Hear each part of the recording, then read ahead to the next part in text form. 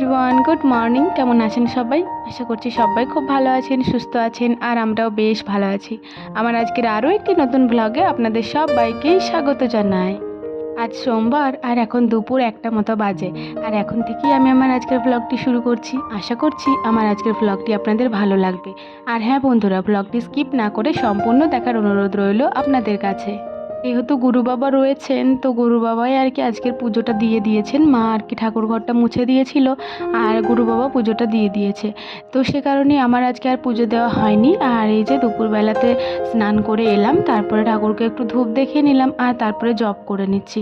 আর বাড়ির মন্দিরে বসে জপ করতে আমার খুবই ভালো লাগে। ঘরের মধ্যেও জপ করা হয়, কিন্তু মন্দিরে বসে জপ করলে যেন একটা আলাদাই শান্তি লাগে।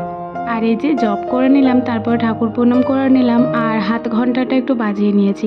আর এই ওপরের ঘন্টাটাও একটু বাজিয়ে নেব। এটা এখানে বাঁধা ছিল বলে ঠিকঠাক করে বাজাতে পারলাম না, তো যেমন পারলাম বাজিয়ে নিলাম। আর এই গেটটা অর্ধেকটা খোলা রেখেই লাগিয়ে দেবো, যেহেতু ফ্যান চলছে ভেতরে। বন্ধুরা, আজকে সকাল থেকে সেরকমভাবে ভিডিও শ্যুট করা হয়নি। এখন 1টা মতো বাজে, আর এখনই আজকের ভিডিওটা শুরু করলাম।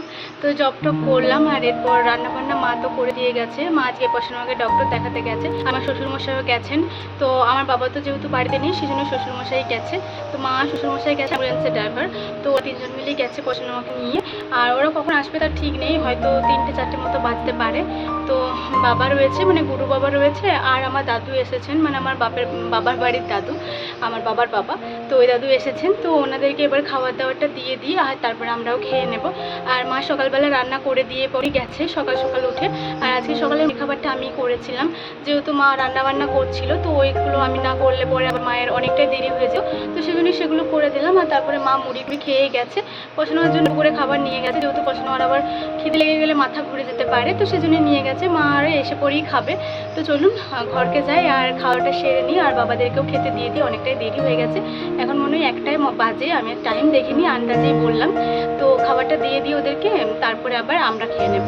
তাড়াতাড়ি করে স্নান করলাম, ভাবলাম বাবার যদি আবার খাওয়ার জন্য দেরি হয়ে যাচ্ছে। তো যখন এখানকে এলাম দেখছি বাবা শুয়েই রয়েছে, তাই ভাবলাম ডাকবো না, একটু পরেই ডাকবো। এখন তো 1টা মতো বাজে।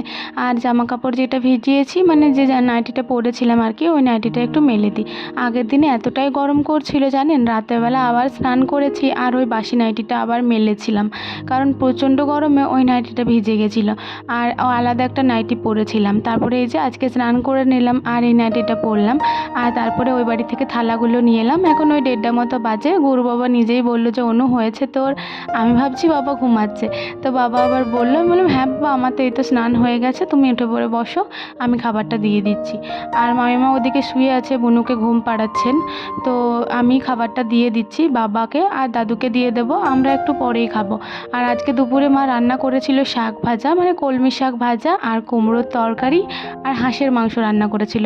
আসলে গুরু বাবা তো মুরগির মাংস টাংস খান না, এমনিতেই বাবার মাংস খাওয়ায় একটু বারণ আছে, কারণ বাবার প্রেশার সুগার সমস্তটাই না হাই আছে।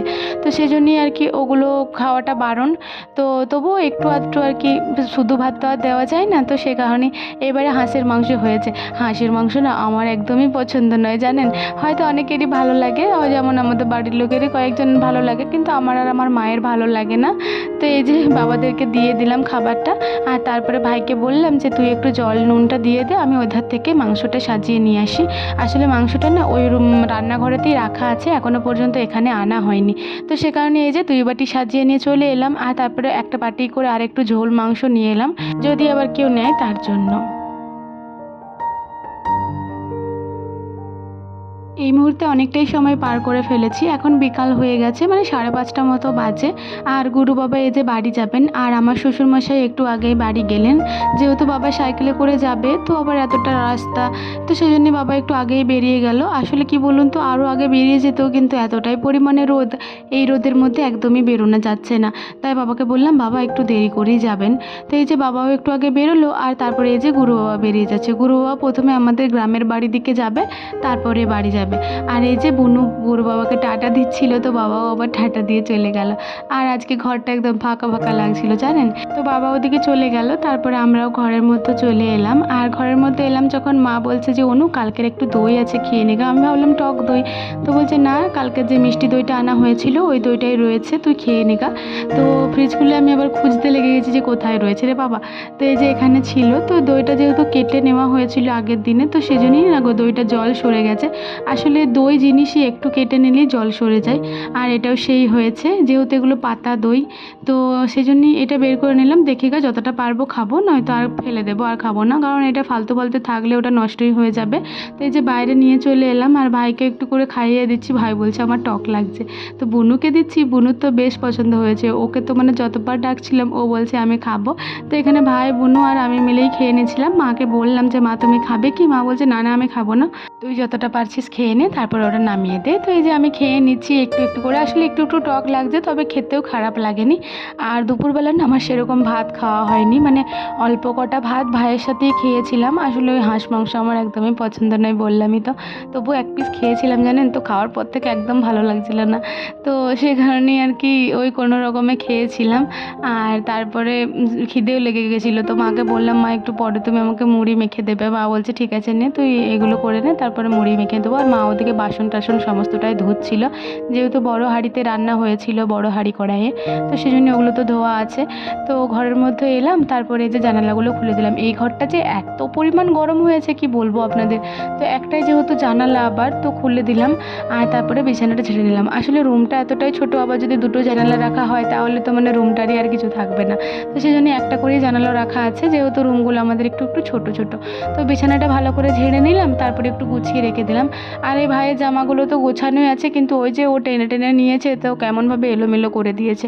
তাই ভাবলাম এগুলো একটু গুছিয়ে দিই। আর নিচেতে কয়েকটা জামা কাপড়ও রয়েছে যেগুলো আবার রাখতে হবে, তো ওগুলোই আবার গুছিয়ে রেখে দিচ্ছি। আর আমাদের যে জামা কাপড়ের ঘরটা আছে না, 3 নম্বর রুমটা, ওই রুমটার জামা কাপড়গুলো যে কী অবস্থা হয়েছিল কি বলবো আপনাদের।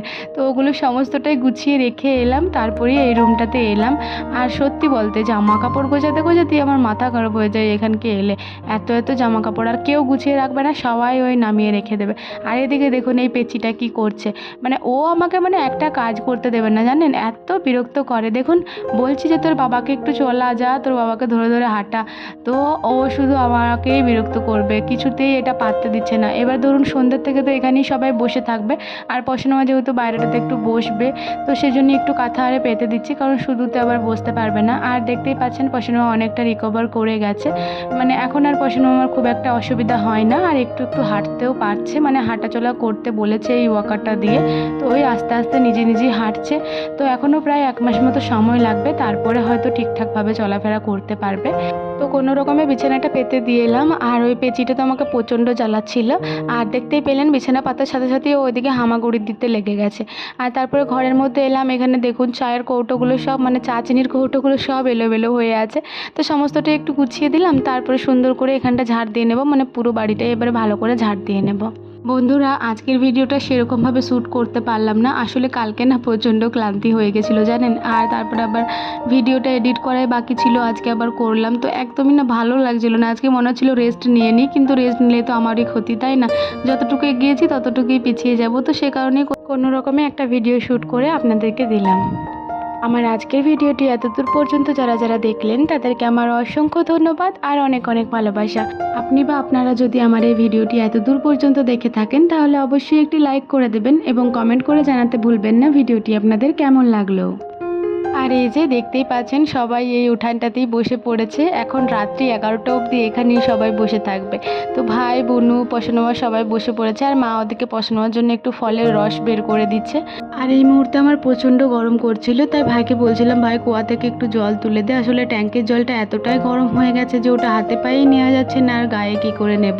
তো ভাই তো এই যে ফোনেই ব্যস্ত রয়েছে, মামিমাই তুলে দিল লাস্টে 1 বালতি জল।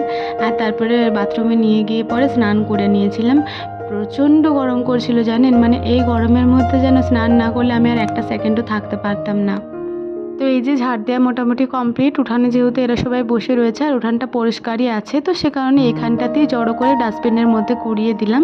আর তারপরে স্নানও করে নিয়েছিলাম। স্নান করে এসে পরে এই যে একটু চুল টুল আঁচড়ে নেব। আর চুলটা অবশ্য আঁচড়িয়ে গেছিলাম, তো একদম ওপর দিক করে তুলে নিয়েছি। আর কোনো রকমভাবেই নিচেতে চুল বাঁধিনি, মানে প্রচণ্ড গরম করছে। আসলে আমাদের ঘরে না প্রচণ্ড গরম, মানে আমাদের বরজোড়াতে বেশি গরম। আমার শ্বশুরবাড়িতে এতটাও গরম লাগে না আমার মনে হয়। তো লাগে কোনো দিন, কিন্তু এখানে এলে মানে একটা দিনও আমার ঠান্ডা লাগে না, এমনই হয়। তো এই যে একটু ক্রিমটা লাগিয়ে নিলাম। আর আয়নাটা মনে হচ্ছে একটু নোংরা নোংরা লাগছে, তো আসলে এটা অনেক দিনের আয়না, তো আয়নাটা চেঞ্জ করা হয়নি। শোকেসটা একবার রিপেয়ার করা হয়েছিল, তখনই যদি এটা চেঞ্জ করে দিত তাহলে হয়তো হয়ে যেত। তো তখন এটা চেঞ্জ করেনি, সেজন্যই দেখুন আয়নার পাড়াটা একটু নষ্ট হয়ে গেছে। তো এতে করেই কোনো রকমভাবে চলে যায়। আসলে যখন শাড়ি টাড়ি পরে তখন একটু বড় আয়না না হলে যেন হয় না। আর এই যে সিঁদুরটা পরে নিলাম। আর প্রচণ্ড গরম করছে জানেন, টিপ পরতে পারবো না, সেজন্য এই সিঁদুরেরই টিপ নিয়ে নিলাম। কপালটা ফাঁকাও তো রাখা যায় না, তাই না? আর শঙ্খতে একটু সিঁদুর লাগিয়ে প্রণাম করে নিলাম। আর তারপরে না প্রচণ্ড গরম করছে, মানে এখন একটু ঠান্ডা ঠান্ডা লাগছে স্নান করার পরে। তো এক গ্লাস জল নিয়ে পরে ভাবলাম খাই, তারপরে বাইরে গিয়ে আমিও বসবো। তবে হ্যাঁ, জল খাওয়ার পরে মানে বাইরে যতক্ষণ বসেছিলাম, বাইরে তো টেবিল ফ্যানটা চলছে আর বাইরে এখন হাওয়াও দিচ্ছিল ভালোই। তো তখন না বেশ ভালো লাগছিল, মানে আর গরম করেনি এই সন্ধ্যার পর থেকে। আর এই যে মা আবার সন্ধ্যাবেলা একটু মুড়ি মাখিয়ে দিয়েছে বলতে রেডি করে দিয়েছে, আমিই মেখে নেব। শসা কুচি আর চানাচুর, বাদাম ভাজা আর পাঁপড় ভেজেছে, তো এই দিয়ে খেয়ে নেব। আর মামিমা আবার 1 কাপ চা করেছে, মানে সবার জন্যই চা করেছে, আমার জন্য 1 কাপ চা করেছে। আমি একবার খেয়েছি জানেন, দুপুরবেলায় বাবারা যখন গেল, বাবাদেরকে তো চা করে দিল, তো তখন আমিও একবার খেয়েছি। তো আবার আমার জন্য করেছে যখন, আমি কি না বলতে পারি বলুন? চায়েতে আমি না বলতে পারি না। তো এই যে সমস্তটাই রেডি করে দিয়েছে, আর চাটা দিয়ে এবার মুড়িটা খেয়ে নেব। দুপুরবেলা সেরকম কিছু খাইনি, প্রচণ্ড খিদেও পেয়ে গেছে। তাহলে চলুন আমার আজকের ভিডিওটিও এখানে শেষ করে দিচ্ছি। ভিডিওটি কেমন লাগলো অবশ্যই কমেন্ট করে জানাবেন। ভালো লাগলে চ্যানেলটি সাবস্ক্রাইব করে দেবেন। সবাই ভালো থাকবেন, সুস্থ থাকবেন, আবারও দেখা হবে।